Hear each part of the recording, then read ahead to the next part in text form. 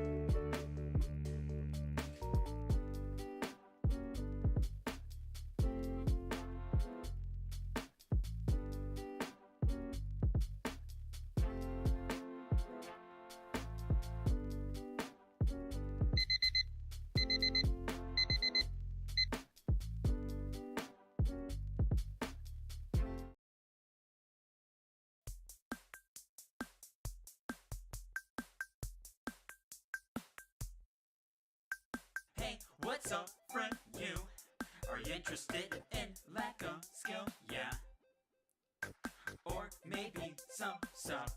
I'm just a new guy for the love of game. Wait, don't go. I know it's bad. Times have changed, but not by mad. Don't you know that games are my thing? Yeah, I know it's getting real late. Come on, look at me. I even do storytelling. Also podcasts on great game subjects. Okay, yeah, I'm not a Markiplier or a PewDiePie. But hey, that's what makes me so unique, right? Right? Right?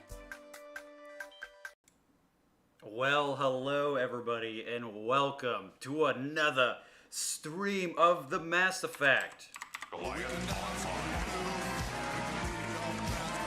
I hope you enjoyed that echo there. Hello everybody, welcome. It is I, NikoTheLegend, also known as the well-mannered teenager, the snowflake, and the newly added rambling idiot. And it's been a little bit since we've done a collab. Actually, let's find out together how long it's been. My goodness. How long has it been since we've done a collab with other people? Okay. Oh man, it's been a little bit, huh? Okay, for doing our last Mass Effect collab was about a month ago. It's been that long, okay? And this time it's just Niko. Just Niko this time around. I don't have the superstar status of Saint Wolven and Rated RPG or Alpha, but that's okay. We're gonna keep doing this solo this time around. I'm gonna try to. I'm gonna hold it. Just breathe. It's like telling a pregnant girl to breathe when she's her water broke. It's like it's not gonna work. It's a little bit effective. I know it's supposed to help mentally and stuff, but it's just kind of like that. That countdown timer. What'd you guys think about that? Because I'm not gonna lie, that brought up some suspense to a brand new level. That was crazy how much suspense that brings up. Oh my god. Why would I even do that to myself? Okay, I was thinking of putting a backdrop and something for you guys, but you know what? We'll just hang out here for a bit. So, thanks to Marion. How are you? Welcome to the stream.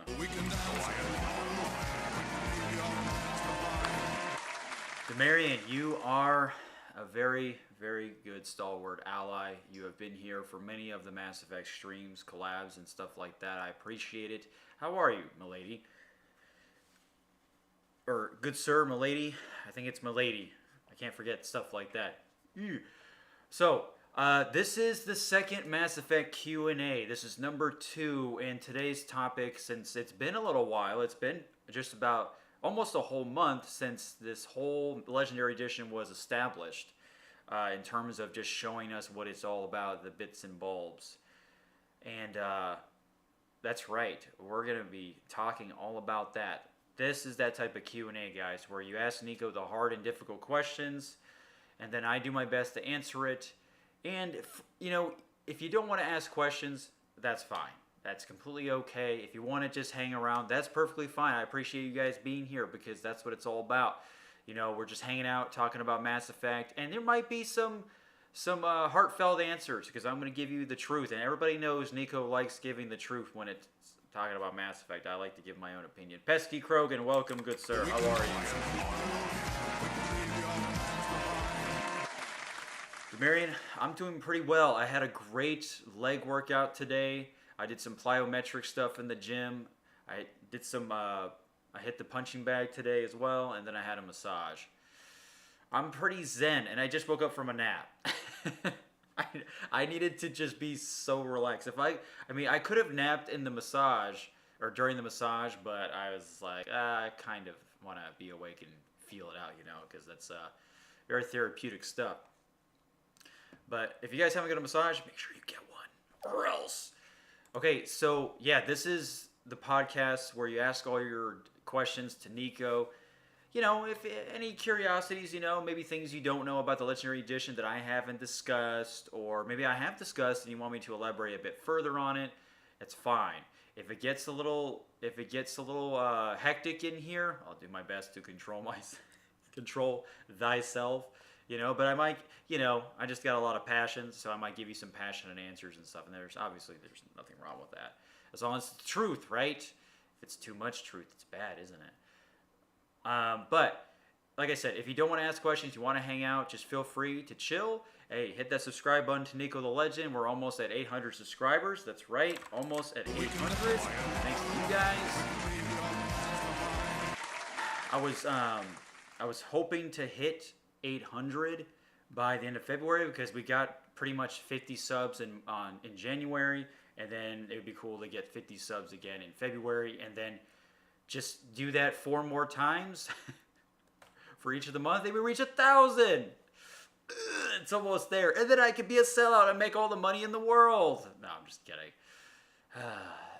But there are going to be some big changes to the channel, that's for sure. And I'll let you guys know what those changes are while you guys prepare yourself for the questions to ask me, if you decide to. So, big change. The Nico Show podcast is no longer going to be on Nico the Legend channel when we hit 800 subs. I'm going to do an official video all about it, discussing the changes. Why 800 subs? I don't know. I feel like it's a good time to do it. Might as well just get it out of the way. Because I don't want the Nico Show to get overshadowed by the stuff that we're doing right now when it comes to Mass Effect. You guys know as well as I do that the Mass Effect videos do pretty well on this channel, which I appreciate it. Dragon Age, that latest Dragon Age video, Anthem. Man, I did a Anthem stream a couple days ago, and I understand completely how you guys feel, because the turnout rate was terrible. Nobody cares about Anthem on YouTube. No matter what I do for Anthem videos, streams, nobody cares. It's just that pathetic of a game. And you know what? The people have spoken. So I'm never going to be doing an Anthem collab ever again unless I have enough people to turn out. But I try to make the best of it. The show must go on type deal. And then the other big change is that this one's going to be fun, okay? You guys are hearing this now. Like I said, I'll make an official video once we hit 800 subs, or when we're about to. I'm going to be doing a Mass Effect stream once a week. I'm going to try to do it every Friday as best I can. But if you don't see me on a Friday, you'll see me on the weekend. I'm going to try my best. And then I'm also going to be doing the Nico Show podcast on the other channel. I'm going to have 2 channels. Nico Show's got its own thing. And all it's going to have is just the podcast from the Nico Show, and then the Nico the Legend channel is going to be the way that you've been seeing it for a little bit. There's some, adjustments here and there. But I want to do a stream for Mass Effect because you guys make it great. I've had a blast, and I'm looking at a gold mine. I'm looking right in front of me, and it's like, why am I not doing this more? I have great turnout rates thanks to you guys. If you guys made it to when I did the N7 hype stream, I had about 50 people come into the stream when the announcement was made, which was awesome. And I'm like, nowadays, why don't I just do stuff like that again, And then we had a great turnout for the Dragon Age hype stream, during the Video Game Awards.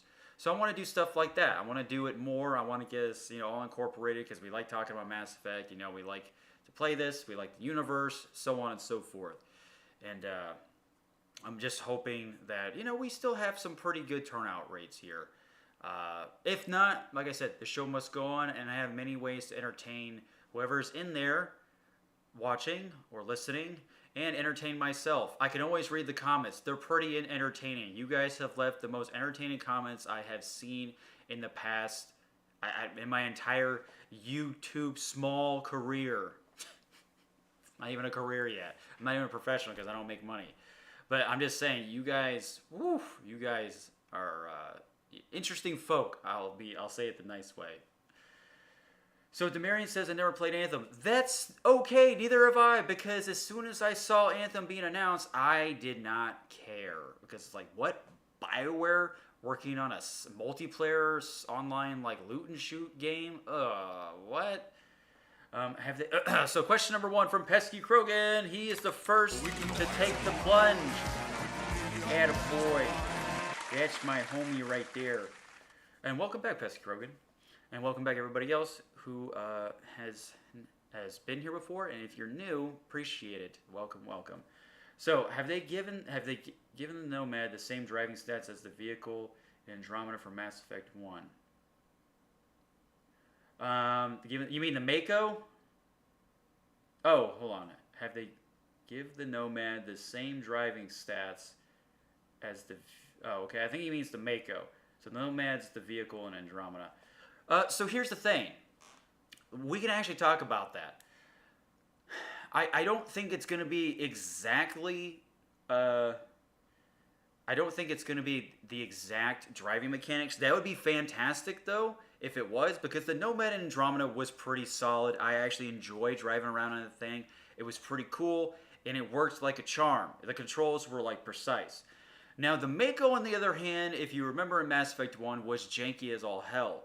The physics were just terrible. If you felt like you were in one of those like, you know, at birthday parties they have like those blow up like air rings so you can like jump and bounce. I can't remember what they're called, but kids love them when they wrestle each other and beat the living hell out of each other. And it's a nightmare for parents to get in there because they get beat up too.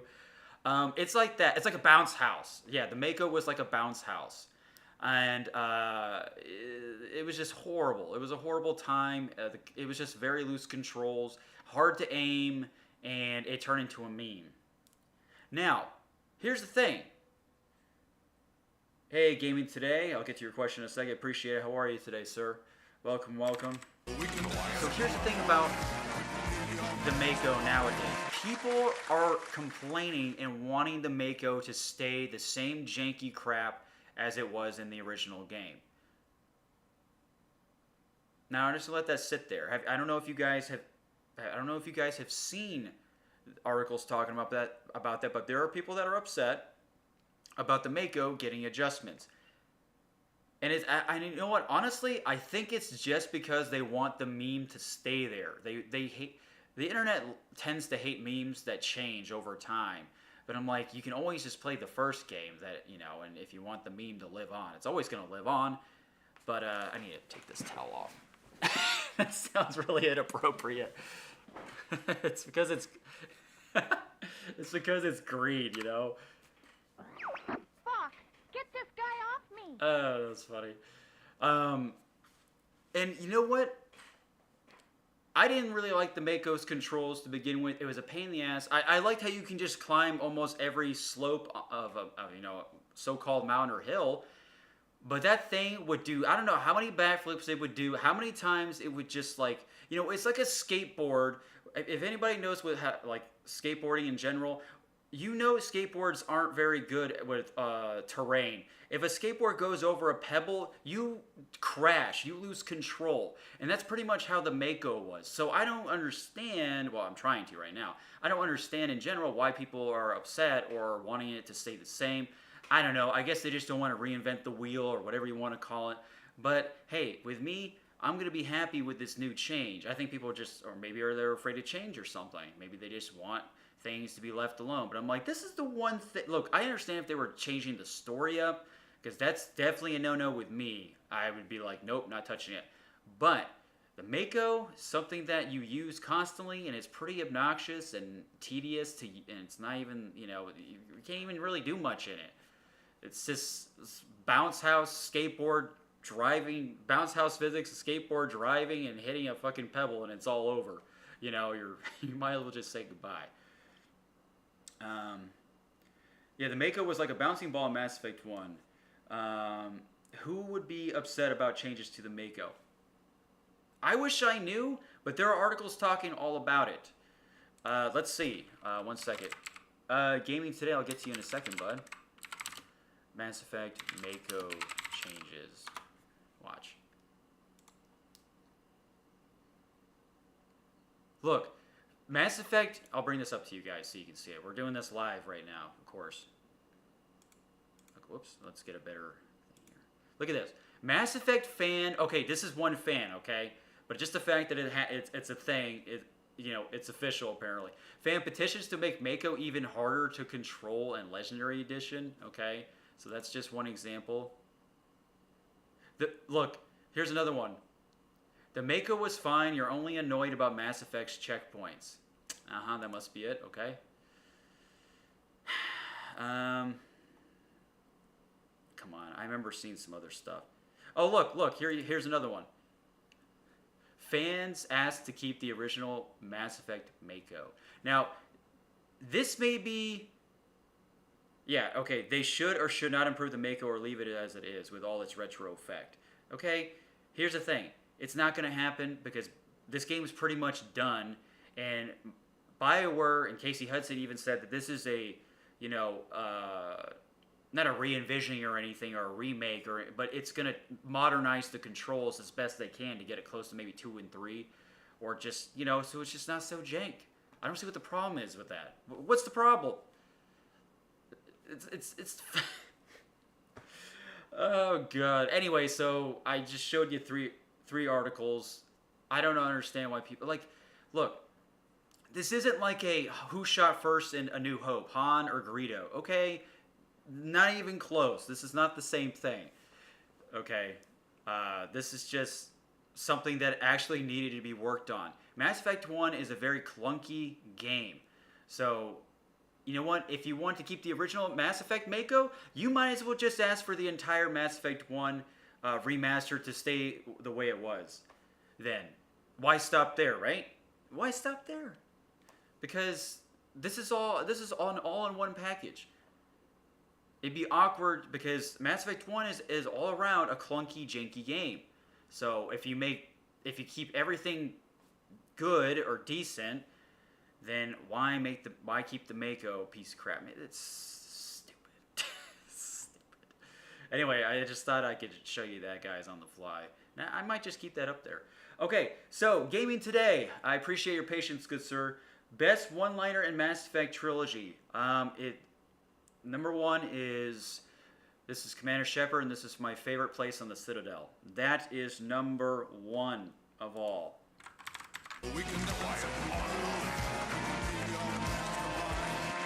That is one of the best quotes because you hear it. You know why? It's iconic because if you do male Shepard, he sounds kind of, the male Shepard voice actor, I think Mark Meir, I think is his name. Correct me if I'm wrong. He's a work in progress. He matures into the role as the game's going. He's the best in the 3rd game. But Jennifer Hale's sounds is great the entire time. She's fantastic. But when I first heard Commander Shepard say it, it's just really funny as, male Shepard. And then you just hear it over and over again when you go in the stores in Mass Effect 2. So I think that's why it's the most iconic to me. And if I had a second choice, it'd be the when Garrus talks about these, can it wait? I got some calibrations to do. Like that right there makes it onto T-shirts, Or what is her name? Tally goes Bolshek or something like that. Yeah, how about I should go. That shit is so funny. I like the non-contextual responses. Hey Shepard, it's like, you go in the Presidium, you talk to the guy at the bar, and he's like, hey Shepard, how's it going? Can I help you with anything? And Shepard just goes, goodbye. I should go. It's like in the script, don't they set up the premise? I mean, they got better with responses and stuff, and in Andromeda when it comes to coming back around to a previous subject. Games have gotten a lot better with that. Cyberpunk, believe it or not, look, I had a pretty decent time with Cyberpunk, but they did pretty good job with you continuing conversations. If you get a phone call, you're like, hey, hold up, phone call, and then you hang up. And you're like, okay, where were we? I like responses like that. Mass Effect 1 did not have that. Woo! Okay, so I'm going to move this around. That's our little news window there. Okay, so yeah, that's pretty good stuff. So I hope I made some good valid points with the original Mako. Listen, people are nitpicking too hard. It's like, do you want this game to be remastered or do you not? That is the question. Do you want it to be touched up, modernized, or do you not? You can't be picky. You have to pick either or. You can't go down the middle, okay? It's like there's no circle A and B for the answer. I hated answers like that on Scantron tests or exams. It's like, which is the right answer? A or A and B, or C, or D and C. I'm like, please die. And then E is all the above. I'm like, wait, what? Okay. So, Saintly Red, how are you, good sir? Welcome to the Mass Effect stream. High energy. Hey, hit the thumbs up on the Mass Effect stream, folks. Let your friends know that this is happening and how I'm all alone today. I'm going to handle you guys the best that I can. I make it sound worse than what it is, but it's really not. You guys are, well, you know, we've hit some tumbles in the last month with that one video that a lot of people know about. Oh, shots fired. But this, you know, this is going to be fun. It's going to be fun. It's already fun. Haha. So, Saintly Red think we'll get an updated cabin photo for people who romance Tally. The one we got in Mass Effect 3 was literally a Photoshop stock photo. You know what? I'm surprised. That's a good question because that has something. That is a question that's come up in our previous Q&A, the first one with Saint and Saint Wolven Rated RPG.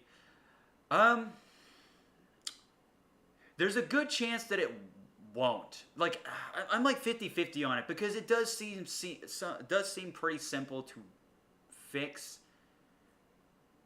Like, it really does. If it's that easy to get a Photoshop image of your lover, Tally, then you could try a little bit. You can just add some alien features or something. I don't know. Make it work. But I don't, honestly, I could see it not happening because I don't know what kind of... See, Mass Effect 1 is getting the most touch-ups, the most modernized of them all. 2 and 3, the only thing I know the most is, like, you know, maybe some, you know, better, or not better, better textures and lighting and stuff like that. Like, graphically, it's going to just be more appealing, pleasing to the eye. It's going to be smoothed out. But little things like that I'm surprised people aren't talking about that, not asking that question. I would like for it to get a solid picture. I don't think it would be too difficult, just because it was a little photo, and it's not like they have to do it throughout the entire game, because it's already done for them. Because you can see Tally's face a little bit here and there when it does a close up on her. You might be able to see it more in the first game now that game is being cleaned up, like how they're doing it with how they're affecting Liara with these changes and stuff, making her look more not so plain Jane. You know, pretty much you just want to smash Liara right away. So let me see if I can actually find that Legendary Edition Tally face. I just want to see if there's any discussion. Please do. There's an article that says, please don't romance Garrus or Tally in the Mass Effect remasters. Shut up. First of all, don't tell me what to do, right? I bone whoever I want to bone. If a Krogan's looking at me the right way or the wrong way, hey, it might happen. I don't see it. Okay, nobody's talking about it, but it's a question that's popped up before. Maybe Saintly Red, maybe you've asked it in the previous collab. It's making a comeback. Well, all I can tell you is that I do hope that they may, if they do it, that'd be awesome. But don't be surprised if they don't. You know, honestly, the biggest thing, and everybody needs to just realize it, that the Mass Effect 3's ending is not changing in any way, shape, or form. Oh, man. You know what? I think people that are going to be playing it for the first time won't have it as bad as any of us who have played it before the extended cut came out. I think they'll be okay. It's definitely not going to hit them like a freight train like it did for a lot of us. And it's gonna be interesting. People are just gonna be posting about it on Twitter, writing articles about it. I'm telling you, the Mass Effect 3's ending is gonna make a comeback. You would have never thunk it to make a comeback, but it's going to. Oh man, it's gonna be so interesting. I'm still debating. Hear me out, guys. Sanely Red says, no, it must have been someone else who asked. Well, good. Great minds think alike. I don't know. I need some help deciding this while we're waiting for other questions. I don't know if I want to stream this when this first comes out. I don't know if I want to just experience it on its own and just play it solo and just pay attention to the things that have changed. But then the other part of me is like, you know what? They're not going to change that much in terms of like story and how scenes are played out and content, you know. I should just stream it so people could see the changes. So, I don't know. What do you guys think? Here's my Q&A to you guys. You guys think I should stream the Legendary Edition on YouTube? I think I'd probably get a pretty decent turnout, although a lot of other people are going to be streaming it, which is never a good thing. But, you know, maybe I could stand out. That's something that I've been trying to decide. And you know it's going to turn out. I have all these contemplations about it. Pretty much when the day of, I'll know. That's how it is with me. Like, if I ever have trouble making a decision, it's usually like a last second thing. And I'm like, all right, I'm going to do it. Why not? What's the worst that can happen?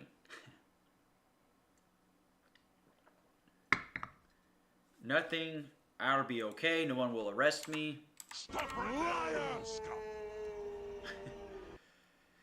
It'd be nice to have just a hint of Tally's face. It would, wouldn't it? Actually, you know, when I was first playing Mass Effect 3, I was really banking on seeing her face big time.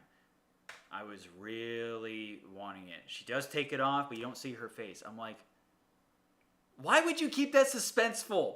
We've earned this boo tang. I want that face tang too. Okay? I want to know because maybe Tally's just photogenic. Maybe she looks better in her pictures. I don't know. I gotta know if this Corian looks fine as hell. You know, I gotta see it in the flesh, baby. Pardon me. Well, if they don't update the photo, there's always mods. Yes. And I'm sure it's already happened. And it's going to happen again. Oh, man. I played modded Mass Effect with, like, the texture, a lot of textures, or that mod, a lot mod. Oh, my goodness. Mass Effect 2 and 3. Mass Effect 2 especially. I'm like, this looks better than Andromeda. I'm not kidding. I mean, I like the Unreal Engine better than Frostbite just because the Unreal Engine is just like one of those really tough, gritty engines that I enjoy seeing made. They do Mass Effect and Gears of War did a great job on getting that real dark sci-fi look to it, especially Mass Effect 2. That was fantastic. That's the most sci-fi game of them all. It's crazy. My husband was the one that officially bought the game but never played it. He was going to play it for the first time when Legendary Edition was released. Can you believe it? Yes! I can believe it because I have a friend of mine, Alpha Gaming, God bless his heart, who has not played it. He's only played Andromeda. So we did a collab together. Our first collab together was the only time I did it with Alpha, but he was a kind, gentle soul. He was a nice person. I hope to have him on again soon, sir. If you're out there listening, appreciate it. He talked about how he never played it. He's only heard of it. He's been getting into, he's been into Andromeda. That was his first Mass Effect experience. It might cause some of you to cringe, but hey, that's okay. You got to start somewhere, No problem. If you like it, you like it, right? If you don't, you don't. Big whoop. You get over it, right? BioWare's still getting over it. But I'm really excited for him to give it a shot when he plays Legendary Edition or Mass Effect Trilogy for the first time. He's going to have a blast, okay? He's going to have a great time. Despite what you guys say about Mass Effect 3, I really do like Mass Effect 3 a lot. I played the hell out of that game, and the extended cut, man, that music in the extended cut, ooh, my goodness, the music in that game is fantastic. Pretty much as soon as you wake up on the elevator, the lift that goes to the Star Child, the music is phenomenal in that game. The Star Child music is awesome. I really liked it. It was just like, it did such a good job to really make you go like, what the fuck is going on? Of course, it could have been executed a lot better, but I'm just saying, like, whoa, what is going on here? Man, the extended cut, they like remastered some of the songs and made more music. And that's what I also like about DLC. They make new music for the DLC too. Citadel had new new music, sorry. And that was awesome. All right, take 5. See you guys. Just kidding. I remember him. He's going to love it. Yes. I'm glad. Yes, Alpha will definitely appreciate it. He will like it a lot. It's going to be a big change for him though, because Andromeda is an open world game, and you're going to be in Andromeda you bounce around a lot. Like you're just like everywhere, because the gameplay is pretty like the combat's pretty solid in Mass Effect Andromeda. But he's going to have to go to a more grounded approach, which isn't a bad thing. Not at all, because hey, this is how Mass Effect became great in the first place, and it's going to be awesome. So, swing. Will the Mass Effect... Okay, so Pesky's asking, will the Mass Effect Legendary Cache be available in Australia? Oh my goodness. That is a curveball of a question. Greetings, Aussie One. Mass Effect Legendary Edition, Legendary Cache. Australia. Let's see. So let's see if we can find this together. No, I don't want to be a part of your newsletter. Stop that. Okay. Okay. Where is the link? Here we go.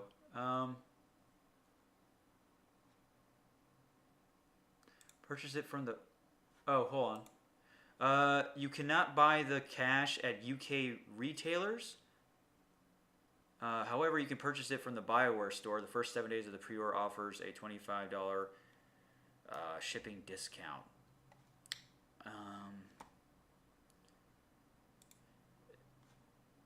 Let's see. Pesky Krogan, do you have Best Buy in Australia? So you can get it from Best Buy if you wanted to. Unavailable nearby. What a fucking weird thing to say. By the way, I not to brag, but I got one of these Legendary Cache stuff. It's pretty good. Hold on a second. So this is for US pre-order. Let's go to the BioWare store. Let's see if it says anything on there. You might just have to pretend to buy it and just get to the part where it's asking for your shipping, and that'll definitely give you a better idea. It might just give you an idea like right away.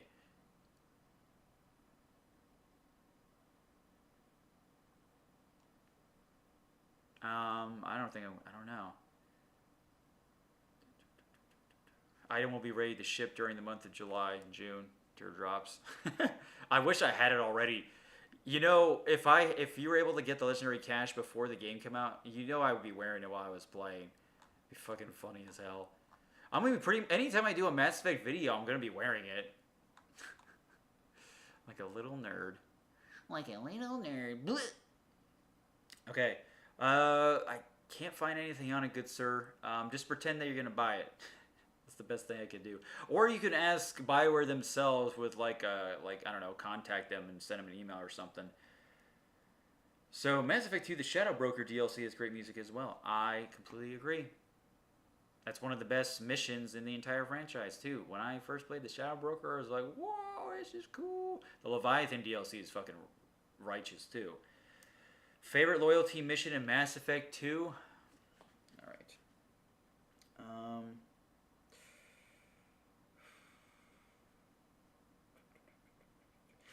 Okay. So we have Grunt. Ooh. Well, Grunt is pretty cool, but it's just a fight, though. The fight's pretty badass, though. The Thresher Maw fight, that's a cool as hell set piece, for sure. Okay, then we have... Then you have tallies. You go on the Quarian ship. I gotta remember all this stuff. Samara. Ooh, Samara's is pretty good too. Ooh, these are tough. You know, I did like Jacob's. I did like how like the people were all fucked up and his dad was like this false prophet type dude. That was pretty neat. But, you know, kind of cliche. But what isn't cliche in this game? What isn't cliche in sci-fi? Let's see. Miranda's. Miranda's is like a big action piece. You know what? I'm going to say Thane. I'm going to say Thane. It's either Grunts or Thanes. Because Thane, I love it when you interview Elias Kellum. The only reason why I remember his first name because I used to have a cousin named Elias. There you go. And I love how you can interrogate him. And then you go to like track down Thane's son and stuff. It's like this whole like little like good cop, bad cop thing. Like buddy cop scenario. I love that stuff. That's really cool. And then you're kind of like tailing him. You know, these political this political candidate, and then his son's trying to assassinate him. It's cool. It's very, very movie sense there, and I liked it a lot. Very cool detective work you do. And then Grunts is just awesome. Like, Grunt's badass, played by Steve Blum, and then you get to take down a Thresher Maw. If you do it in time, you get an achievement. It's just such a nice, straight and narrow mission and stuff. And then also you get to talk to other Krogan. That's also fantastic. And Grunt's going through puberty. You get to be this father figure for him. It's awesome. It's so cool. Anytime I talk to Grunt in his chambers in his cabin, I'm just like, man, this guy is so freaking cool looking. Like, just like his design is badass, you know, and the graphics are so, when I first saw him, I'm like, man, this game is awesome looking. It's good. So there you go. I would say the one with Thane. Thane is loyalty mission is awesome. So Demarian already said she pre-ordered the legendary cache. GG. Is that stuff sold out actually? How is this not sold out yet? Interesting, isn't it? Okay, Nico, you won't be the only one wearing the helmet if it fits my big head. Do you have a big head? A big old cranium? Tally's loyalty mission is pretty cool. I like that a lot. I like the trial that you have to, you know, you stand up for her representative. See, it's like each mission gives you a taste of like different things we've seen on TV. Like Thane's loyalty mission is like a detective type show or detective thing that goes on. Tally's is like a judge show that happens. It's also a bit of a crime thing. I'm sensing a pattern here. But it has like a trial and a jury and stuff. It's almost like a Better Call Saul type moment. It's awesome. And you find out some really interesting stuff when you're doing Tally's loyalty mission. Also, she gets the Thane Foss Normandy, which is also cool. And also, I don't know which Quarian is. Maybe, not to sound really nerdy, but maybe Kyle Rieger. One of those Quarians, the male Quarians, talks to you about the dark energy that's going on, like hearing some things about it and how their planet's sun is having their energy sucked away from dark energy. Man, if only that was the storyline that they went with the Mass Effect 3, which was the original one, by the way. Let's look it up together. You guys ready for this? If you don't know what the original Mass Effect 3 storyline was, you're gonna see what Joey Wheel is all about. watch, I got it all wrong. Okay. Divisive now, Mass Effect. Discuss his original plan for the trilogy's conclusion. Okay, this is talking about the conclusion. He also uses the phrase techno-science magic reasons. Okay, here we go. So, Carpesian, fantastic writer, one of the best sci-fi writers ever, has written for Star Wars, Jade Empire, Mass Effect. It's so good. So, his opening discussed his original plan. This came out in 2013, by the way.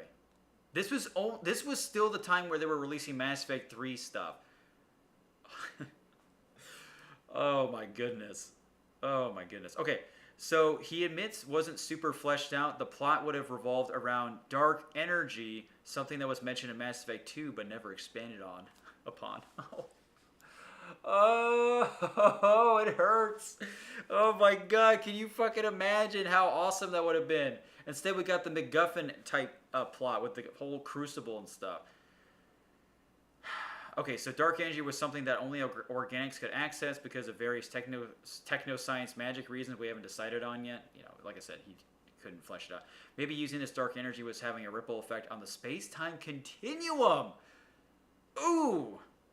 Maybe that's how the Reapers, look, maybe the Reapers kept wiping out organic life because organics keep evolving to the state where they could use biotics and dark energy, and that caused an entropic effect that would hasten the end of the universe. Being immortal beings, that's something they wouldn't want to see. Like, right there is so fucking cool and much better of a plot. Oh my god. Can you imagine? Can you imagine? Because if you remember in the Mass Effect 3's Leviathan DLC, the original the creatures, the original species that were the Reapers got their identity from, not even they know why that the Reapers are doing the things that they're doing. It's like they rebelled, they know what they did, you know, they got the job done the first time around, but they don't know why they keep doing it. That was never fleshed out entirely. But this would have been the perfect answer. How awesome would have that been? Because mankind, they're afraid of mankind because of how, you know, you do get an idea, like the Reapers want to wipe out these people because they are getting too advanced, and it's supposed to put the world back in place, or the universe back on a nice non-tilt axis. But, you know, they can't play God like that. But I love how the Reapers just feared that, but you never get to know because it wasn't fleshed out. Oh, woe is me. Oh, woe is me. Liar! Fuck! Get this guy off me! Stop right there, criminal scum. Anyway, that's what was going to be originally the plot for Mass Effect 3. Now you know. Okay. Appreciate that. I say Morton's, you really learn about his character and his internal conflict, though superseded by his cerebral logic with the genophage. Yeah, that is also a cool one. That one is really special because you really get to dive into how fucked up the genophage actually was. I mean, if you guys think, like, chemotherapy is fucked up just because, like, getting radiation on you and just burning away cells and just bodies getting fucked up, that's pretty much how it was with the genophage, neutering them in that type of light. You know, they were getting experimented on. Many of the Krogans were dying, you know, they were going, like, extinct, and then they were being neutered. Like, it sucks. So you get to kind of see, that when you talk to Morton's assistant and stuff. And it's great. You get to keep his data and use it in the third game. I'm off the bed, Nico. See you next time. Hey, Pesky Krogan, thanks for stopping by, bud. Means a lot. Appreciate it, dude. See you again soon.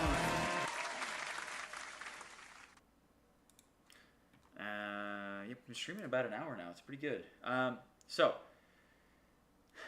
Yeah, he gets really emotional, you know, because Morton's he's very therapeutic. Not therapeutic. He's very, like you said, robotic.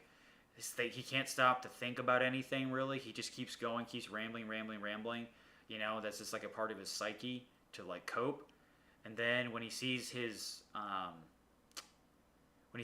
assistant, his protege, kind of be still doing this crazy experiments, because the guy was trying to look for a cure, and the cure required many sacrifices of lives and stuff. And, you know, his assistant was being his old assistant was being an extremist about it, and then Morton just, like, lost it, man. He's like, no, never take lives away, not worth it, don't do it.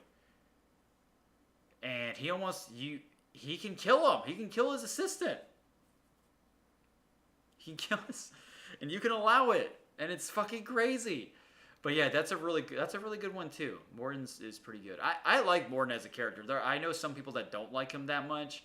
My good friend Dre Gendro doesn't really like Morton. He always shoots him in the back in Mass Effect 3. That's something he would do. Oh god, it's so fucking funny. So thoughts on good question, or not good question, good statement there, Gaming Today. I agree with you on that. It's really hard to pick and choose with the loyalty missions. They're pretty awesome. Thoughts on Henry Cavill potentially dropping a hint that he's going to be attached to some sort of Mass Effect project. Okay, so apparently the original story is that there's a picture of Henry Cavill getting Witcher makeup on him, and I guess he's reading plot synopsis about Mass Effect itself, and people have like edited the image to where they can unblur it, you know, like you see on like these criminal shows that just do it so easily. It doesn't happen that fast, that effectively. And it has words like Cerberus and like Shepherd or something like that. I'm not gonna lie, Henry Cavill. Look, if it doesn't follow the story of like Commander Shepard and his adventures, but you know, if obviously it'll take place in the Mass Effect universe, Henry Cavill is the guy. Okay, I didn't think he could play Superman. Does a great job, despite what you say about the Superman movies themselves. But he would have been a great Superman even more if they actually made him like, I'm the hero to save the day. So they kind of made him brooding. But he's fantastic though. He's got the look. I didn't think he could play Geralt of Rivia for The Witcher. Boom, impressed my ass, and the guy, he did a fantastic job. This is Henry. I didn't think Henry Cavill could be so sexy working on a PC. I'm just kidding. But him as like maybe he will be Commander Shepard or something. He can get a deep enough voice like Commander Shepard does. He can definitely look the role. He's very very masculine, high testosterone man, and it would be awesome to see him lead in something like that. I've been wanting a Mass Effect show or movie or, you know, something like that. I think it could be done very well. If, you know, I don't think it'd be too hard. The source material's there. There's plenty of stuff to dive into, plenty of time eras to get into too. It could be something with the First Contact War. That'd be nice to see, because the books just kind of touch it up a little bit. Like the beginning of the first book talks about the First Contact War with Captain Anderson, and then it's just like time skip. Let's actually talk about that. Let's get into a series of that. That'd be pretty cool to see how the Turians and humans act to one another. And maybe Saren will be in it. So that'd be pretty cool to see him in there. He can definitely do any role. This guy's got range beyond range. He's a fantastic actor. Also, he plays... he's Sherlock Holmes as well. And he did a pretty good job. I didn't really like that movie, though, with the Henry Cavill one. I don't know. It's... Okay. Percy9283, how are you, good sir? Welcome. Let's see. Mass Effect Legendary Edition will have subtitles in Portuguese, Brazil? I would think so. I mean, shoot. If the Mass Effect Legendary Edition has controller support on PC, they better have language support. I think it will. I mean, that's going to be really awkward if it doesn't, because Portuguese Brazil language is usually in those two for people to pick. I would assume so. That's I'm gonna go with my gut on this one. I don't know if I'll be able to look that up, but I think it'd be okay, Percy. I think it'd be all right. I think it will have that. Like I said, maybe not in the original games. I'm not entirely sure if they even have subtitles for that, but this is modernized version. It's going to be accessible. BioWare these days is going to want to make it all accessible to many folk, so I would think, yeah, I really would think that they would do that. I think that'd be the smart thing to do. Okay.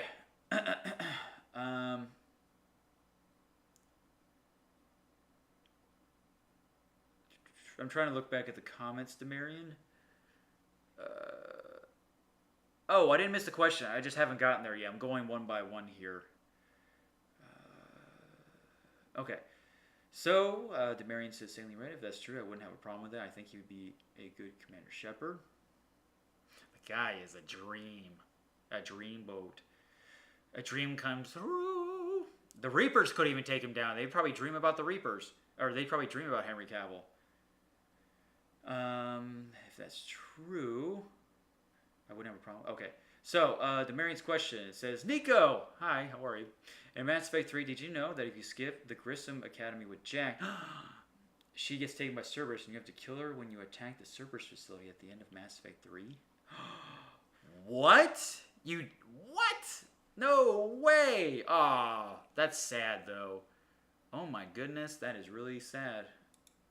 That's amazing. That's oh my god, that's so cool. That is special. Wow, I gotta look that up after we're done. After we're done with the stream. Oh my goodness, that's nuts. Jack is such a babe in the third game too. I think you also kill Morinth redressed as a Banshee in Mass Effect 3 if you picked her over Samara. Oh my god, dude. Dude, Mass Effect 3 is so depressing. Oh my god, dude. They definitely set up how fucking insane, like, and dark and depressing Mass Effect 3 is. I mean, every planet, every mission you do, the population is just getting wiped out. And they didn't waste no time with the Mass Effect 3 starting. It's just like the first 10 minutes, shit hits the fan, and that's how fucking real. That's the thing. What I like about about 3, that's how it would be. We would be just doing our normal thing. We'd just be minding our own business, and then all of a sudden, these motherfucking Reapers just crash on the planet. They did such a good job with the promotional stuff with Mass Effect 3. Like, they had all those live action trailers, like commercials of like the news reporters just talking about it. About the Reapers hitting Earth, and you actually get to see those in the beginning of the game when you're hearing all about the Reapers, and also the CG stuff is just fantastic. You know, building up all the hype for it. Man, talking about like how depressing the missions are and stuff. I really hope they fix that Arachnite problem when you if you decide to kill the Arachnite Queen, there's just all of a sudden another Arachnite Queen in the third game. I'm like, that'd be something I would want to fix as a developer. I'm like, whoops. Okay, so if you sell Legion to Cerberus in Mass Effect 2, you fight him in Cerberus base in 3. What the Holy crap, that's awesome.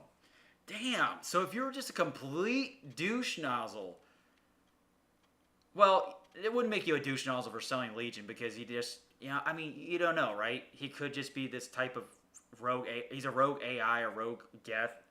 I mean, Saren was a rogue Spectre. You know, look how that turned out. So, you know, that's the thing.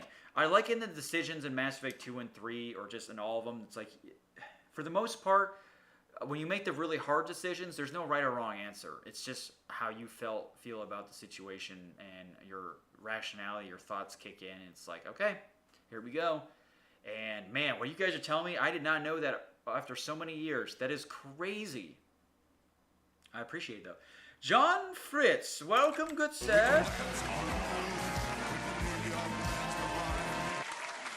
Oh, okay, John, asking a good question, my dude. Do you think after Mass Effect Legendary Edition comes out, will they try to remake the Pinnacle Station?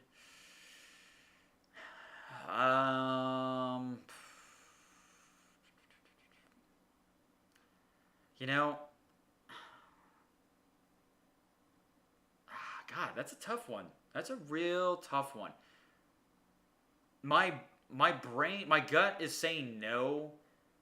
Just because Pinnacle Station wasn't really that great of a place DLC anyway, and it's no skin off my back, honestly, and I'm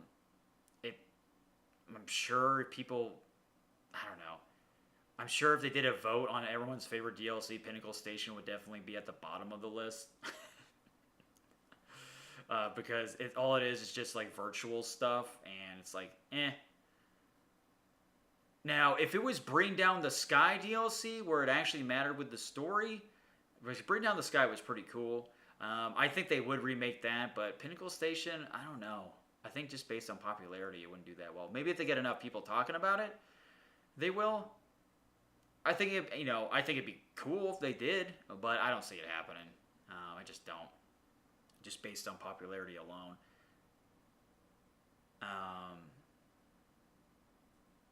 Because, like, I could see them releasing Legendary Edition and just having a small team just worry about bug fixes and stuff some more.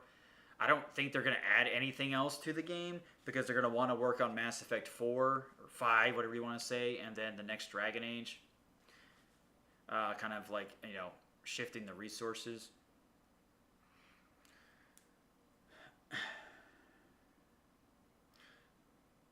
There are also scenarios where if you don't recruit Garrus and Rex in Mass Effect 1, the next 2 games are so depressing. My God. It's like, how do you not recruit these badasses? Well, you experiment, right? But man, like, as soon as I saw Rex in Mass Effect 1, I was like, boom, I want that guy. Garrus? I mean, come on. How do you not recruit Garrus? Jesus criminy, man. I didn't think Mass Effect gets that depressing around the people you could have recruited. Oh my goodness, that's crazy. Let's see. I only like the penthouse you get after you beat all the missions. See, I forgot about that. That's how long. So here's the thing with me. To be honest, I've only done the Pinnacle Station once because I just wanted the achievements for the most part, and I was like, and I never did it again. I just didn't care about it. It just didn't seem that appealing to me. But if they do ever bring DLC, I think they would remake it. But another thing is that they kind of have something like that in Mass Effect 3 when you're doing the virtual shooting missions and stuff, trying to get the high score during the Citadel DLC. That was pretty fun because the combat's better. But we'll just have to wait and see. Mass Effect 3 Citadel DLCs has got plenty of side activities you can do, like all the gambling and shit, and the shooties, the shooty McTooties. Man, Citadel DLC is so great. Talk about ultimate fan service. That's fan service that I don't mind in the game. Talk about the ultimate rehabilitation after dealing with their disastrous OG ending. Oh my God. They were definitely licking their wounds for a while on that one, am I right? Oh, wow. Okay, Demarion, I just saw it. Oh my gosh. I had to go to the actual YouTube chat. So, Restream is my chat. It doesn't show sensitive material, so I have to approve it firsthand or go into the actual chat. I am really sorry about that. Okay. So, Demarion asks, there are also scenarios... Whoops. Okay. Wait, where did it go? Oh. Since Bioware is censoring Miranda's ass, will they be censoring any of the love scenes? Okay, so here's a controversial topic. I did a video on this. So, they're not really... Okay. The ass is still there in general, right? Because their character model's there. So it's not, they're not truly censoring it. They're not completely just taking it out of the mix. It's just moving the camera up to where it's not just blatantly focused on the butt, to where she's trying to tell you something real personal. It's just very non-contextual. And look, if they were really just cutting out lines in scenes and stuff, like completely, like not even show that conversation, that's a fucking problem that I have. That's a big problem. But because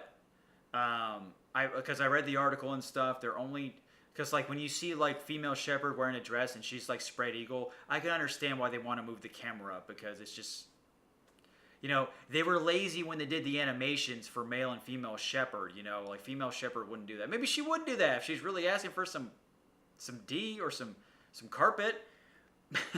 but I think they've realized, I'm like, yeah, this female shepherd, but I don't want to have that happen, where like, woo, a little peekaboo, a little polka dotted underwear happening down there. Ew.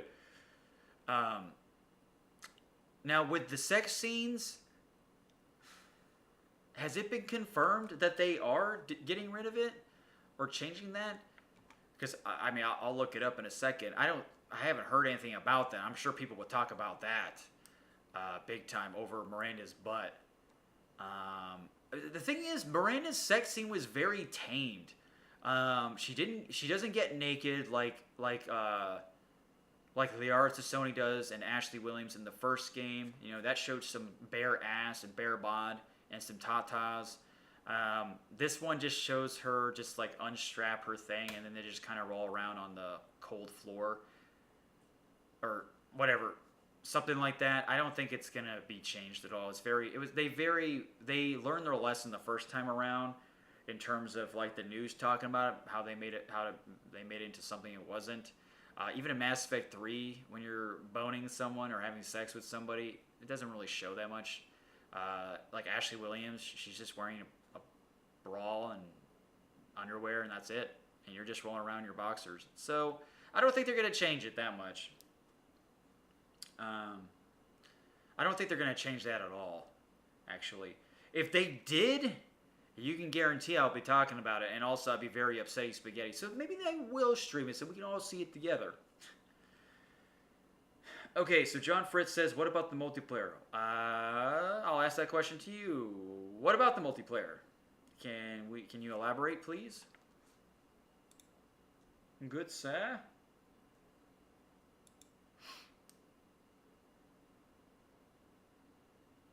The heck? Oh, okay. Sorry about that. Okay. Let me get some water while we wait for that question.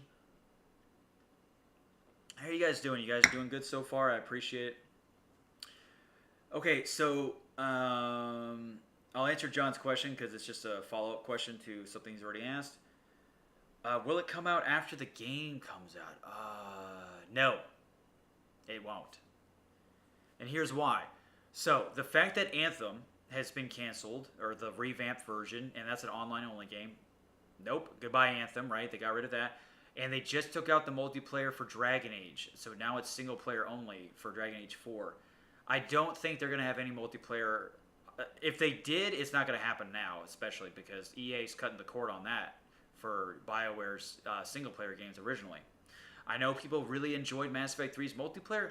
I did too, okay? I liked it a lot.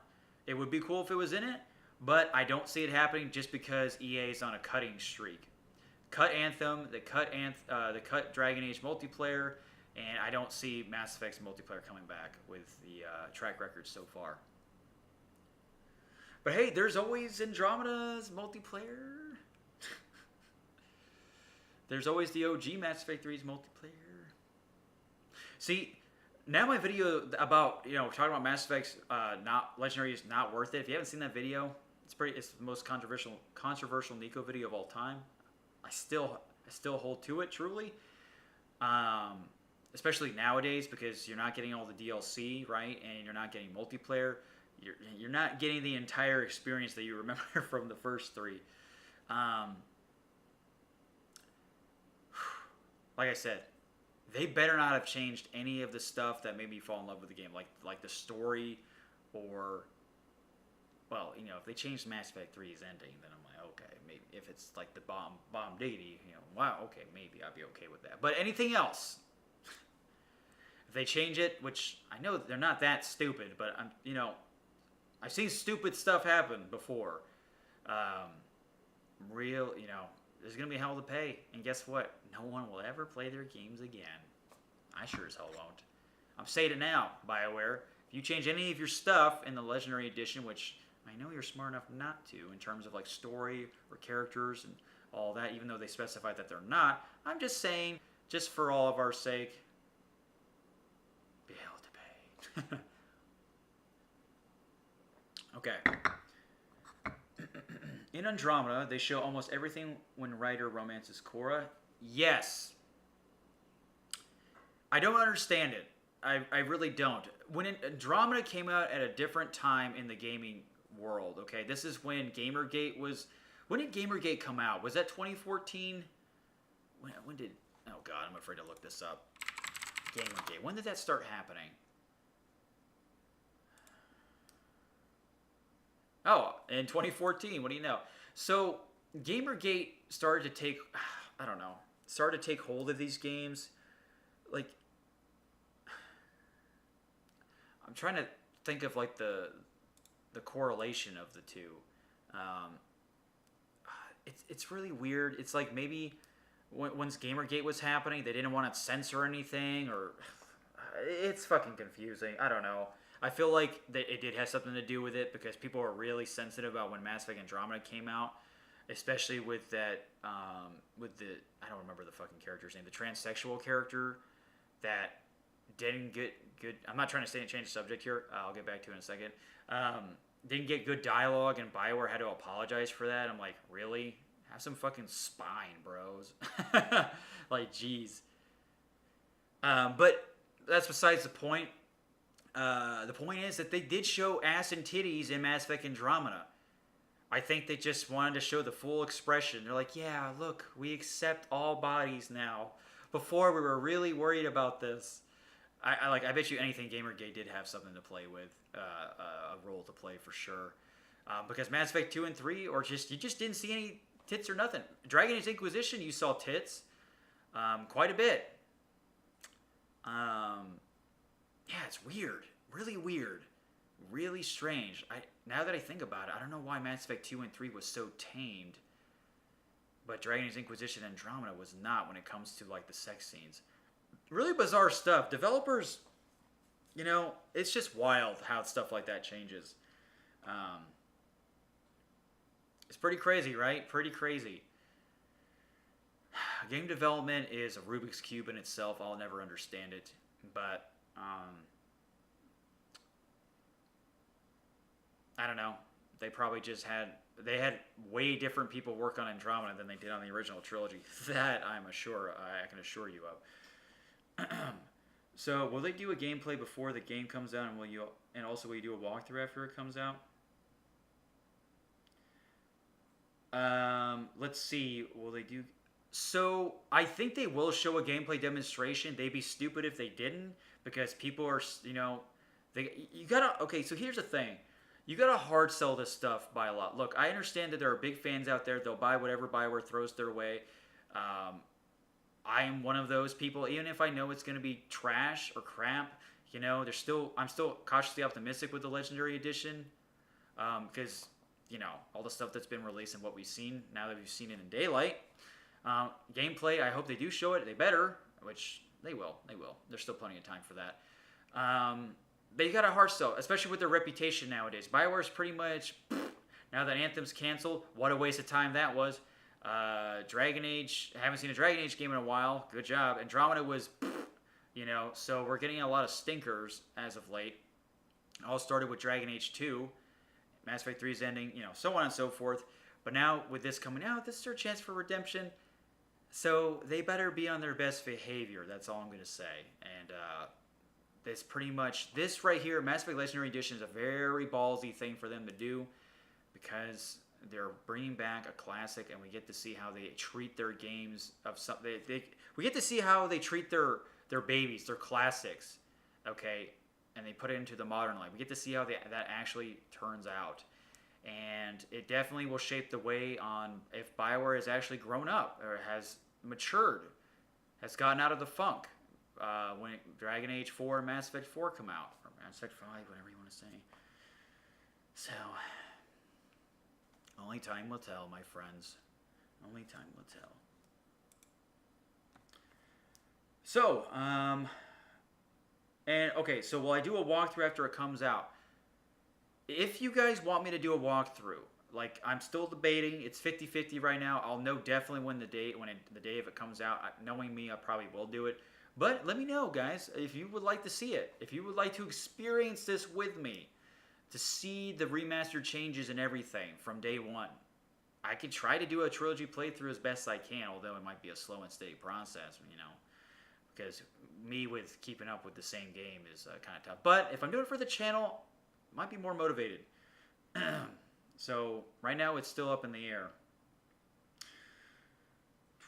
So Gaming Today asks, what is the most interesting... Hold on, let me look at the... Sorry, don't mean to pause you there. Just want to see if there's any other chats that are censored or reviewed by moderator. Okay, so Gaming Today asks, what is the most interesting alien culture in the Mass Effect universe? Turian, Krogan, Drell, or Hanar? Oh, you know what? I've always been a fan of the Turians and the Krogans. I've always been a fan of them. I don't know. There's something about them. I like the attitude. I like their mannerisms. I like how they're just the hard asses.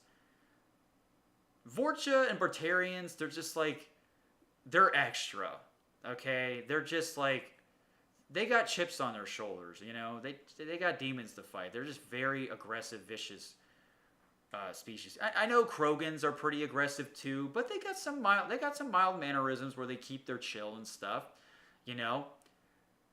They only fuck with you if you fuck with them type deal. A Vorcha will just come up to you and just push you, or a Batarian will just start a fight without even giving you a warning. But Turians and Krogans, I like them a lot. I've always liked Rex and Garrus the most in my group. Those are like my favorite characters in the series. So I guess I have them to thank for me liking Krogan and Turians so much. Plus, I like the history behind the Krogans and the Turians. The Turians with the First Contact War, the Krogans with the Rachni and the Krogan rebellions and stuff like, and the whole Genophage stuff.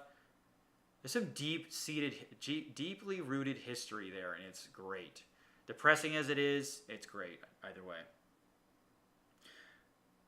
Definitely not the Angara. Okay, Nissy, am I saying that right? Nissy, hello, welcome. People can get offended by titties. Yes, they can. It's unfortunate. Who doesn't like tatas? It's got to be a self-conscious thing, of course. You guys should see me jump, bro. My titties are bouncing up and down. Like, I don't even know who I am half the time. I'm like, am I getting? Do I need a training bra? Do I need a training bra? Has anybody got a spare one? Do I have a spare one? Hello. That's awesome. So, if you're just tuning in to the Mass Effect Q&A, we have been streaming for an hour and a half, folks. You guys are awesome. Or hour and 25. Appreciate it. If you like what you are seeing in the NikoTheLegend channel, feel free to subscribe. Check me out some more. I got plenty of videos. You know as well as I do, I got plenty. I would love to make it to the 800 this month or real soon here. We're almost there. We just got a sub during the stream, so I appreciate whoever did that. Much obliged. And then if you guys want to check anything else from me, I am also on Twitch as NikoTheLegend, twitch.com/NikoTheLegend. And then I got Twitter. You know, you'll see the links down below once this video is done. And I hope to hear from you guys again. You know, you guys are doing a great job so far. I'm having a good time. I was really worried about the turnout rate because I did an Anthem stream a couple days ago, and that was... Actually, see, this goes up. It was like this. I couldn't even get off the ground. It's like... It's just like... That's what it was. It was really, really shit. But that... You know what? That... Silence is golden. That means that you guys that really don't give a fuck about Anthem. Hey, I understand. I'm with you there too. I was going on and winging a prayer with this one. I just thought it was going to be a really important thing to talk about because it's getting canceled, or it got canceled or whatever. You know, like the Anthem Next thing. But hey, you know, the people have spoken. Silence is golden for sure, and that's okay. And the saying goes, the show must go on. And that's fine. Today, completely different. I'm like, okay, I'm going with the stats here. Anytime I did a Mass Effect stream like this, it's been good. It's been good so far. So, the Marion says, doesn't seem like it has been over an hour. I know, right? It has not. We're actually making record time here. I'm going to try to make it to 2 hours. So if you guys have any other questions you want to ask, hey, now's the time. We can do some speed answering. I'll do my best. I've never done speed dating, but speed answering I can do. Liar! Anakin thinks I'm a liar. Okay, so I'm curious about Anthem. Was this game that bad? Yeah, it was that fucking bad. I don't even have to play it, and I know how bad it is. And I just... It was bad. It was bad in the beta. Okay, the beta... Let's see, I think the beta released like a month before it came out. The beta didn't do that well. They had to make a bunch of fixes. I read that the story was trash. I read that it had super long loading screens. The game had no end game. It was really boring by the time. Very repetitive, but you know all games are repetitive. But it was just like overly repetitive, which didn't have much to go off of, and the loot was crap in that game. Yeah, it's just not something BioWare should have never made. So, are we fortunate that it got canned? Well, in the video, in the video I just did about Anthem, I'm like, well, it could have gotten a second chance because games that have gotten second chances have done extremely well, like Final Fantasy XIV, Elder Scrolls Online. I mean, No Man's Sky, anyone? No Man's Sky is great now, but man, when that came out, I was bored after about an hour. And I'm not picky, folks. Trust me, I'm not hard to please with these games. I'm really not. Really not. It's not hard to impress me. And if, like, I'm somebody you wouldn't want to, like, review your game because I'd be like, yeah, this is great. It's fun. No, but I've gotten better at seeing things that are good and are bad with the game, you know. Before, I didn't have any, like, standards when it comes to, I sound like such an elitist. Before, I didn't know what the standards were for, like, a good game or a bad game for the longest time. And I was like, hey, if I enjoy it, I enjoy it. I don't care. Whatever. That's all it took for me. If it's fun, it's fun. So, it wasn't that bad. I played a little bit, but only because it was on Game Pass. Yeah. That's right, it was on Game Pass. Yeah, EA is on there. I'm glad they canceled it more time / resources for Mass Effect. Yeah, they were pretty much trying to keep a fire going that had no fire to begin with. You know how hard that is to do? It's pretty much impossible. Yeah, more resources for the games that actually matter. And hey, you know, BioWare had a brand new IP. It didn't do well. Just take the hit and just move on. And thank God EA is like, whoa, there's no money for this game, even if it's multiplayer. It's not like FIFA or anything. Or Madden. Let's, you know, what's this other game? Jedi Fallen Order, single player only game. That was making a crap load of money for us. Let's do it like that for Mass Effect 4 or 5 and Dragon Age 4. Isn't that amazing?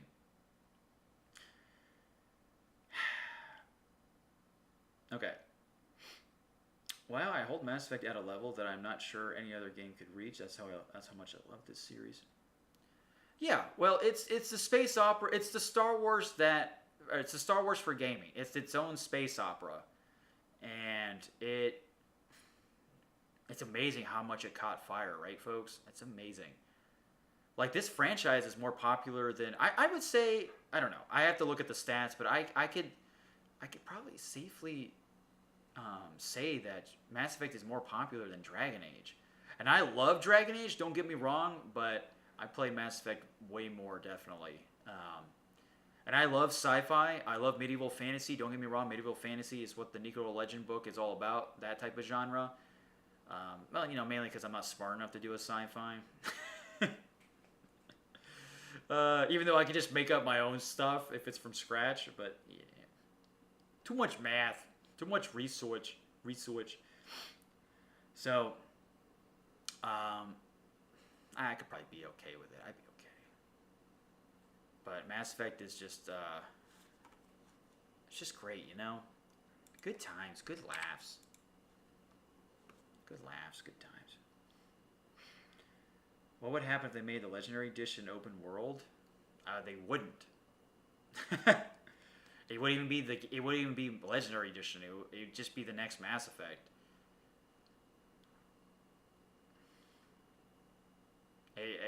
I can't answer that question because it would never happen. It's just not a thing. It wouldn't even be a Legendary Edition anymore. Like I said, it'd just be the next fucking Mass Effect at that point. So that's an interesting question, though.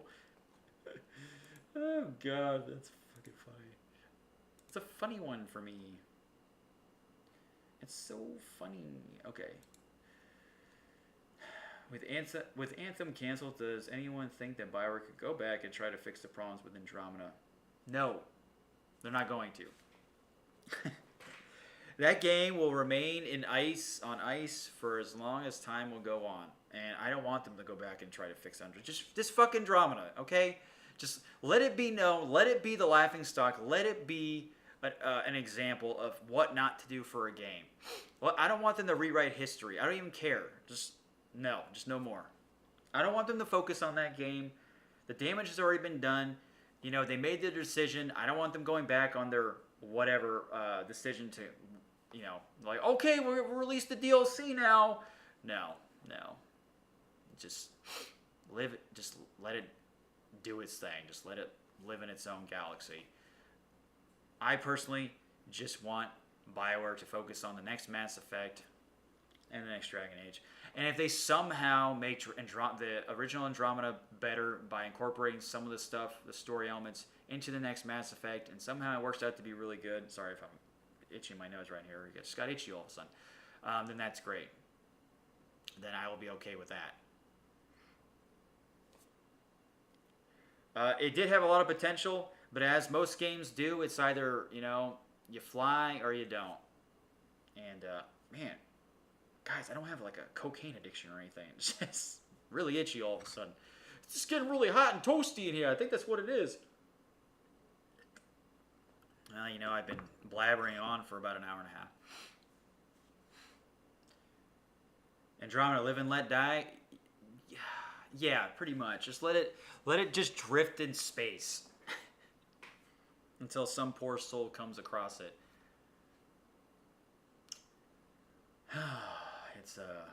It did have a lot of potential for sure. It could have been something really cool. All right, moment of silence is over. So, what do you think the next Mass Effect game will be? Well, it's still really early to tell, but it's going to have to do with Liara for sure, and something with Commander Shepard, depending on that teaser trailer, and possibly intertwining Andromeda Galaxy and Milky Way. Maybe. I hope they do somehow. That'd be pretty cool. Look, I have my fan storyline of, like, you're a person working with Liara to find Commander Shepard. You hear something about how he's alive still after all these years, or something like that, and you're trying to track him down. And when the whole game is you searching for him, and then by the end of the game, you understand how he's alive and understand that why he's so preoccupied doing what he's doing, and then you find out what the true threat is. Something like that. I don't mind if the story, and I've said this millions of times, and I'll say it again. If the story for the next Mass Effect game is on a much smaller scale, I am perfectly okay with that. Keep it a nice stepping stone to what future games may hold. Because you already got this galactic threat thing out of the way. I mean, it's kind of like how they did with Thanos with the Marvel movies, the Avenger movies. You go up so high, and then people need a break, the Avengers movies, the Endgame and stuff, that was like the pinnacle. And nowadays, it's kind of like you start off soft or small again, and then kind of work your way up, just be really casual about it. Not try to overdo what your previous games did. You should just leave them the way they are, and just try to be original in something else or creative. Like you should never want to make your stuff only focus on making it better than what you did before. I know it's good to learn from your past mistakes. That's fine, but at the same time, especially me coming from an author or as an author's perspective, yeah, you want to get more mature as creating games to make them more readable, playable, more clarity. But you shouldn't be obsessed about making this has to be better. This has to be better. If it's not better, then it's crap. That's not what you want to do.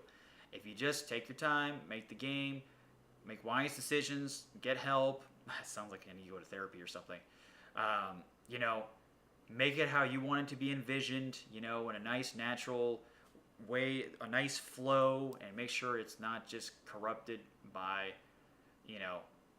the big brother looking over the little brother's shoulder. You shouldn't have to worry about that shadow, that ever looming cloud over your head. Because then you're trying too hard. You don't want to be a tryhard when you're making games. Take it from me, I'm a professional, right? So Demarian asks, I wonder how much time passes between Mass Effect 3 and Mass Effect 4. Well, some people say that it's many years in the future, because Liara is supposedly older. I'd be okay if it was right after 3, or a little bit after. If you got your homeboys with you still, that'd be great. Only time will tell. Only time will tell. I just hope it does well. That teaser trailer for the next Mass Effect was fantastic. Music in that game, the setup. I'd maybe fall in love with Mass Effect all over again, and I hope it does well. BioWare, just come on, just do it, man. Nico, get a hold of yourself. You're better than that. Am I better than that? Am I better than that? No. So, Saul is the truth. Better Call Saul. I love that show. How are you, good sir? Welcome. If you haven't already, feel free to subscribe, bud, and hang out with us for a little bit longer. We're almost done here. And let's see. This is going to be my first time playing the Mass Effect games pre-order today. I'm kind of hyped. You should be hyped, dude. You should be hyped. I think you will have a good time. First time playing it. I could say, hey, go back and play the originals, but you know what? Just play the remastered. See if you like it. And then if you like it so much, be like, just for experiment, for research or for your own education, you could be like, okay, I'm going to see what the original trilogy was like. I want to see what all the fuss was about. I highly suggest that for sure. But I hope you have a good time, man. I really do. I'm curious to see how much I will like the remastered trilogy. Especially with Mass Effect 1. Mass Effect 1 was the game that won me over, for sure. It's great. Now, some of you have been on Mass Effect when the second one came out. The second one is when it was just highly commercialized and so much promotional value was attached to it. I remember that. And you know what? It was well worth it, wasn't it, folks? It was well worth it. My God. Seeing that launch trailer when it had the song from the artist Two Steps from Hell for Mass Effect 2, oh my God, like, badass stuff. Mass Effect 3 did it too, Two Steps from Hell, and they did it with their Omega DLC as well with Two Steps from Hell. Just awesome. I hope they make a launch trailer for the Legendary Edition. I hope they use the Two Steps from Hell song. That would be fucking sick, wouldn't it? Wouldn't it? Okay, so Saul is the true great series. Hope you will love it. Play Legendary Edition. Man, I can't wait. Yeah, we're, what are we, like, less than 3 months away now? I don't know, I got alcohol in here. I can't function. Blech! Stop right there, criminal scum. Oops. Nice, we got 10 people watching. Appreciate it, guys. Means a lot. Like I said, usually when I'm doing streams like this, I usually have my compadrons here. I have my friends, Saint and Rated. But I'm rolling solo this time around. You might have to start getting used to it. I know how much people love the Saint Wolvenge. I mean, I love her to death, too. She's a fantastic person. She's a great co-star. Great guest on the show.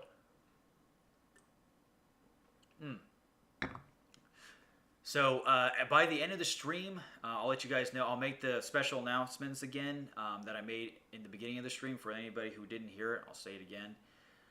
If you guys have any questions now, any questions, any new ones, that's great. That'd be great.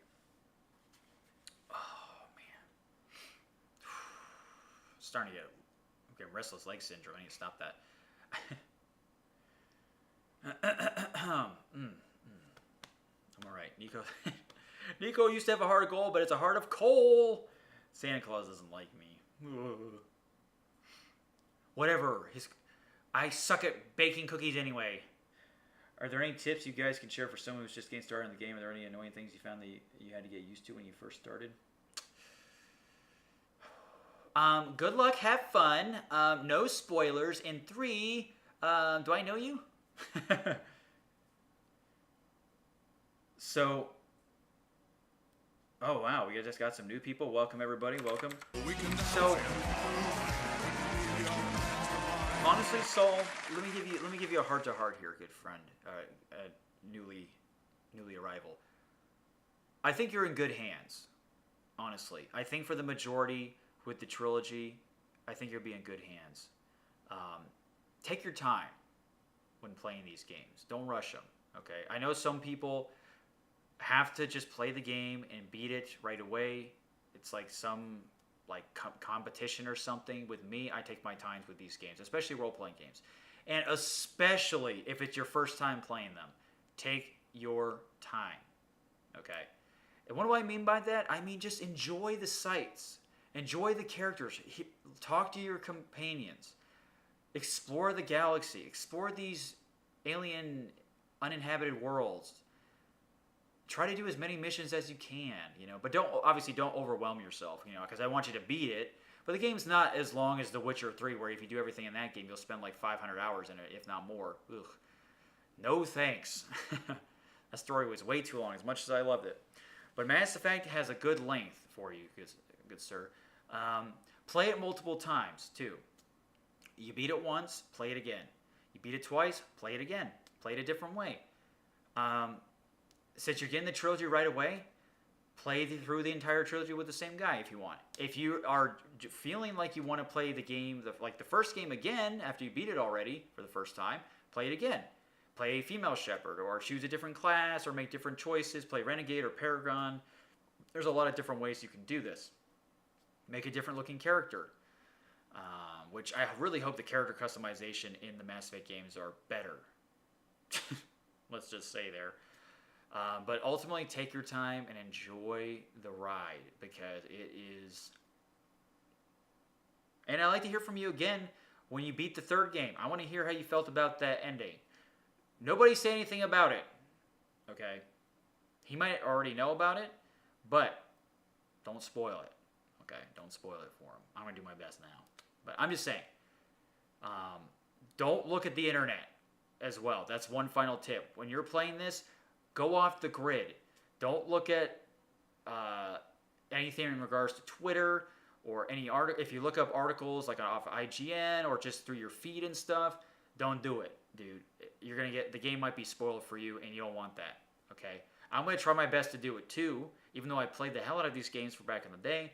But if you want the most pure experience, the closest you're gonna get to just experience, because you are experiencing it for the first time, just try to just take your time and just stay cool, man. Stay cool, man. Also, I don't condone smoking, but smoke some weed. I'm just kidding.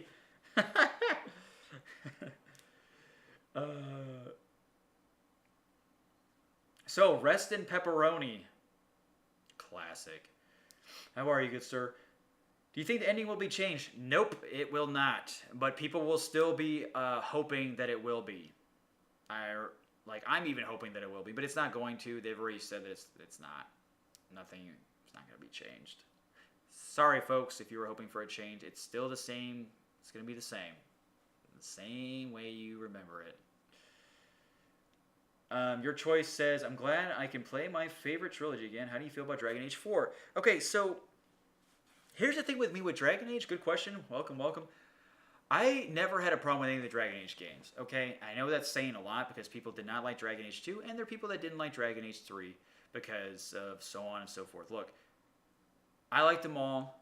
They're all different, which is really weird. There are 3 different protagonists, and the 4th one's going to have another new one. It's like, can't even fucking keep up. But BioWare hasn't led me astray when it comes to Dragon Age. I've had no issues with them. Okay, so let's just say you take out the worst one, Dragon Age 2. Dragon Age Inquisition is a solid game, despite it being too big to do all the missions, and a lot of them are kind of useless. But the story is fantastic. Characters are great. I love the combat. Dragons are awesome in that. A lot of quests, blah, blah, blah, blah. It's an amazing looking game, too. Music is fantastic. There's a lot of greatness behind it that can overshadow the flaws. And, of course, nothing tops Dragon Age 1 with its storytelling. Although I hated the gameplay in it, it's very slow and clunky. You can get past that. But the characters, the story, the decisions you make are phenomenal. So, all in all, Dragon Age is in good hands with BioWare. They still have a solid track record with them. From my perspective, I've had no problem, with the Dragon Age. That's just me. Mass Effect has had has had some big scares with Mass Effect 3's ending and then Andromeda. So I'm more cautious about Mass Effect than I am with Dragon Age. I know BioWare is going to do a good job, especially now that it's going to be single player only. Now they can focus on it without having to worry about any other strings attached to make this game function with the stupid ass online services that are no longer a thing. I'm hoping they don't have to change anything too much or rebuild it or whatever from the ground up. I'm hoping it won't be like that. I'm hoping it's just a simple thing that they can just eliminate without too much struggle, but you never know, right? If the roots of online microtransaction and online functionability is just deeply rooted within the game, it's really hard to not just change it all up. You kind of have to. That's what sucked about Battlefront 2. It's a lot better of a game, but that original system still lingers of when the microtransactions were just terrible and just ruined it was just pay to win. It's still rooted in the game. It's not as bad, but it could have been a lot better. What recurring character do you think changed the most from Mass Effect 1 to Mass Effect 3? That's from Gaming Today. Liara Tassoni. She was a big old bookworm, really shy, nervous, and then she becomes the fucking shadow broker at the end of the second game. Yep. Big change. Big change. She got a big old change. That was an easy one. About taking your time, it's an awesome experience. Yeah, I hope what I said resonates with you, Saul. I really do. Just like I said, just play it alone and take your time. Dragon Age is a great series as well, in my opinion. Oh, yeah. I fucking love Dragon Age. Oh, my goodness. I got great memories of playing Dragon Age. Good times, man. Good times. I just subbed. What? He just subbed. Sold it. Thank you, good sir. We're one step closer to the 800 mark. Thank you, thank you. You see, I gotta do more of these streams. You see, this is the gold mine I'm sitting on. You guys are awesome. I'm so glad. I don't even care if we have 5 people, 10 people, or 2. You know, as long as we get somebody in here to do the talking with me, you know? It's great. I usually play a lot of JRPGs, and I've just recently gotten into games like Defending Original Sin, Skyrim, Fallout 4, so it's going to be something different. Whoa! Those are very... John Fritz just subscribed! I thought he was a recurring guy, but you know what? It doesn't matter nonetheless. I appreciate it nonetheless. Thank you so much, sir. Thank you, thank you. And welcome to... I'm missing an arm. Oh my god. Okay, I'm done with the bad jokes. But thank you, thank you. So, those are huge. Like, I'm with you on this, Saul. I love JRPGs. They're a part of my fucking gaming genetic makeup at a very young age. Oh. Final Fantasy IX is my favorite game of all time. That's how much the JRPG is a part of my gaming nerd genetic makeup. But Divinity Original Sin, fantastic. Super long as hell game. Skyrim, fantastic. Super long as hell game. Skyrim, I still play Skyrim after many years. I was actually playing it a few days ago with a friend of mine. Special Edition is really good. The mods on there. Fallout 4, that's when I draw the line. I liked Fallout 4 until I beat it, and then I never wanted to play it again because I realized how boring it is. And it's such an ugly game. When I play games like Skyrim, even without the mods, you know, making it look more pretty, more modernized, it's just a beautiful game nonetheless, man. Ooh. Okay, so we got less than 7 minutes until the stream ends. So we're gonna do, if you got any more questions, let's do some. I'm gonna do some speed answer. Do you think they'll remake KOTOR 1 and 2 anytime soon? The second one, no. The first one, yes. But they will supposedly re-release them this year of KOTOR 1 and 2. Supposedly by Aspyr Media. I would love to see those on consoles again. I hope KOTOR 2 gets the restored modded content like you can do on the PC on Steam.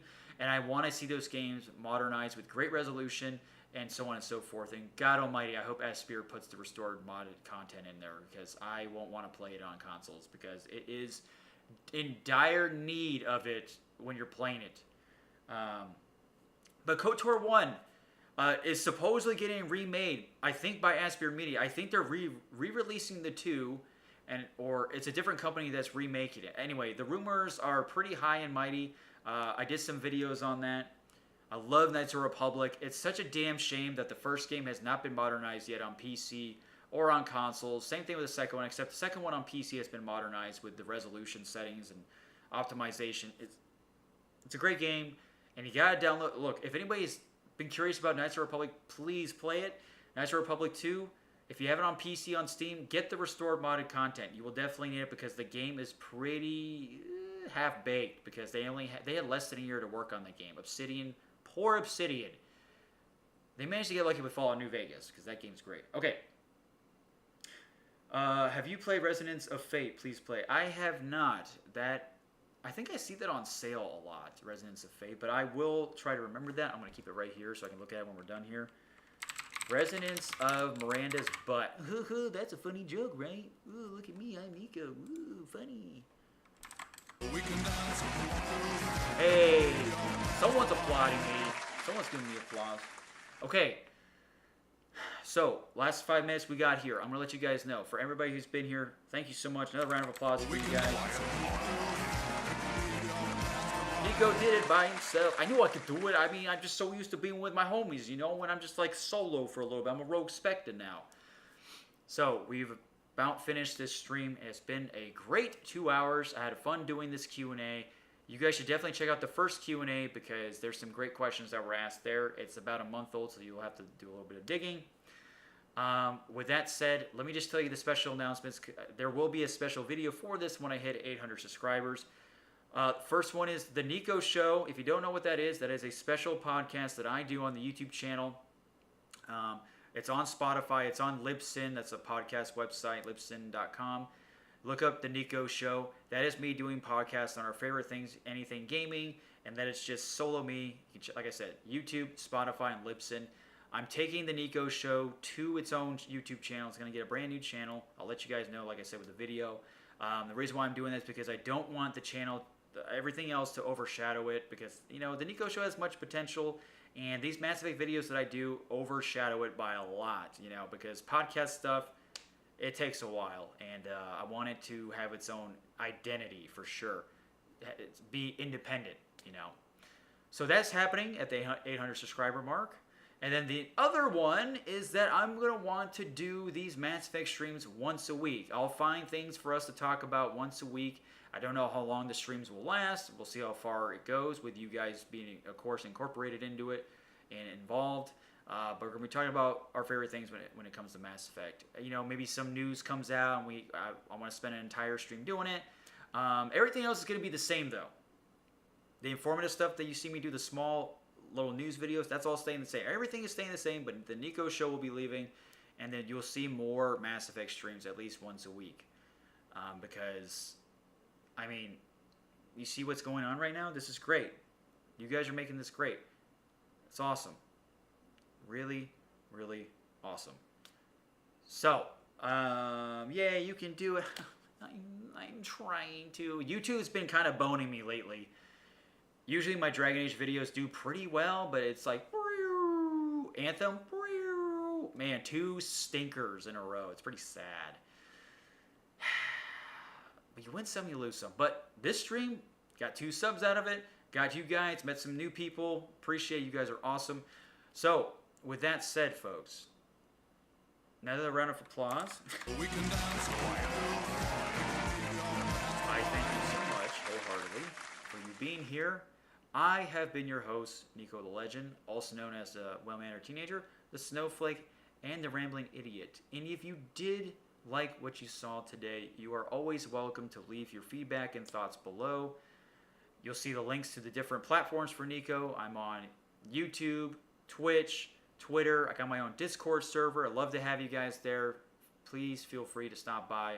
You're always welcome. Unless you're a troll, and then bye-bye. But, you know, some trolls need some love too, right?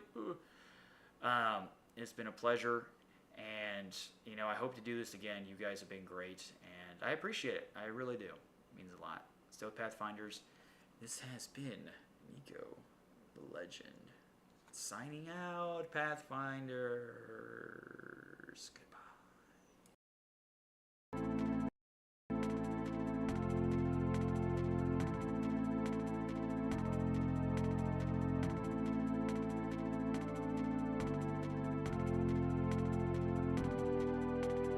Don't fret, I'll be back to give you more of Nico. Why can't it be so to call me by my name? Please, friends, sing my song, for I need all of your help. I see so much greatness, you guys are all heroes. You are not alone. We share a strange